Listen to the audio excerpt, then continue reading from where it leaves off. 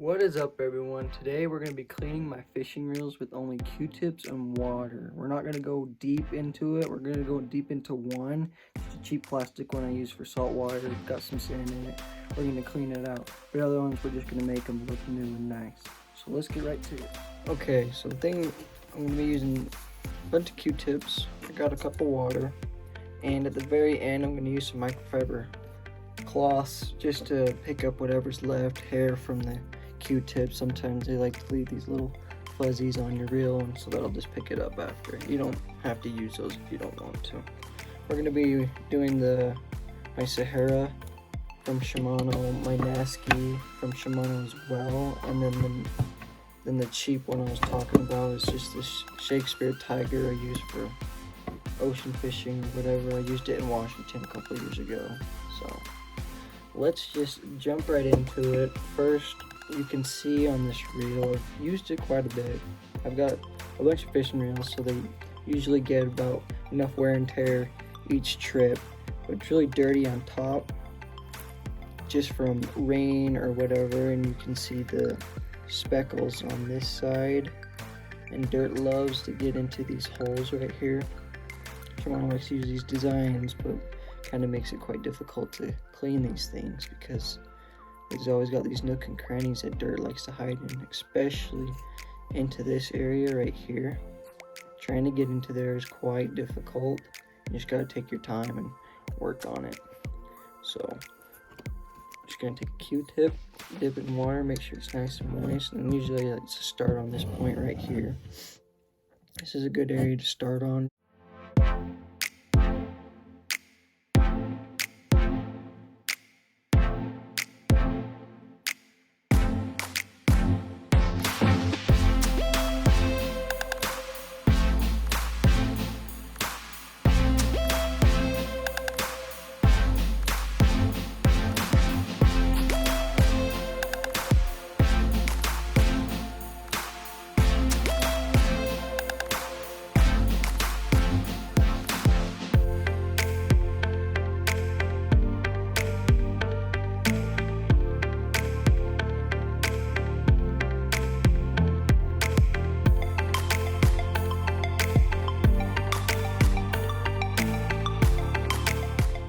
It looks fairly decent. You don't want to finish the whole outside first because you're going to be handling it with your hands, putting more oils on it and stuff like that.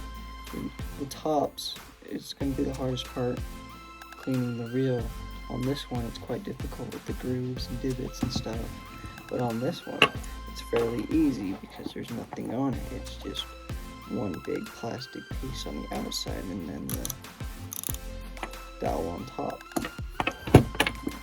So you're gonna want to unscrew this and pull the spool out. That way you can get inside and you can handle this one a lot easier cleaning it.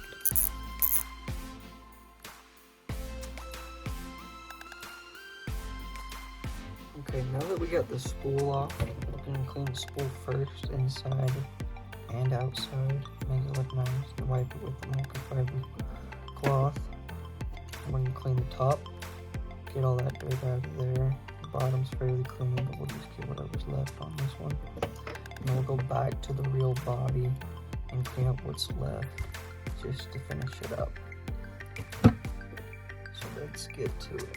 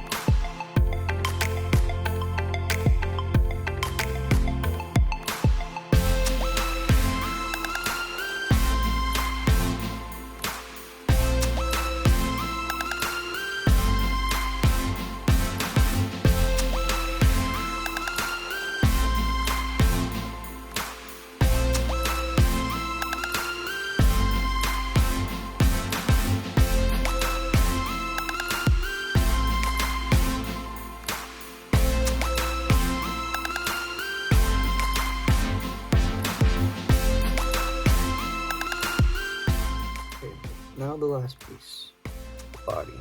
First I'm going to pull off the gears just so I can clean them, whatever residue oil is on them that doesn't need to be there. Not taking all of it. There's still some on the stem here, and then there's still quite a bit of dirt down inside here. So I'm going to get down to those. Also, I'm going to take the handle off.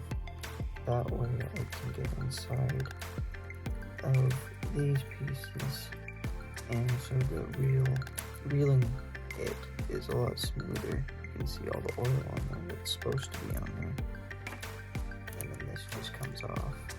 I can clean inside here, inside the divot. There's a lot of dirt that likes to collect right here. You gotta look out for that, and on the other side, on this end. Clean the handle as well if you're using power bait or whatever, but if you got mud on your fingers, it's gonna stick to it like this. So you're gonna want to clean that up, and the end. There's some dirt buildup on the edges on this one. So we're gonna clean those as well. So we're gonna clean these ones first, and then we'll finish up with the body.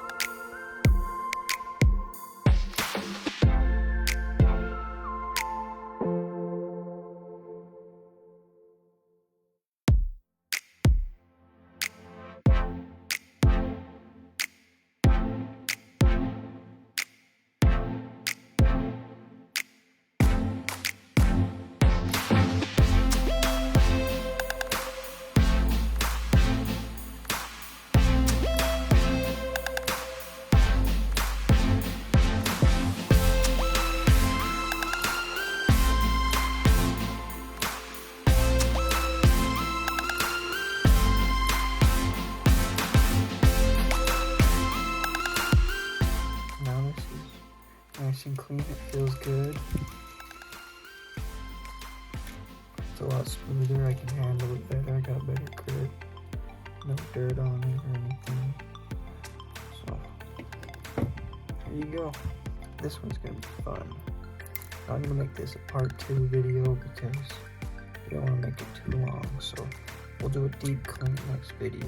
So, thanks for watching. See you next time.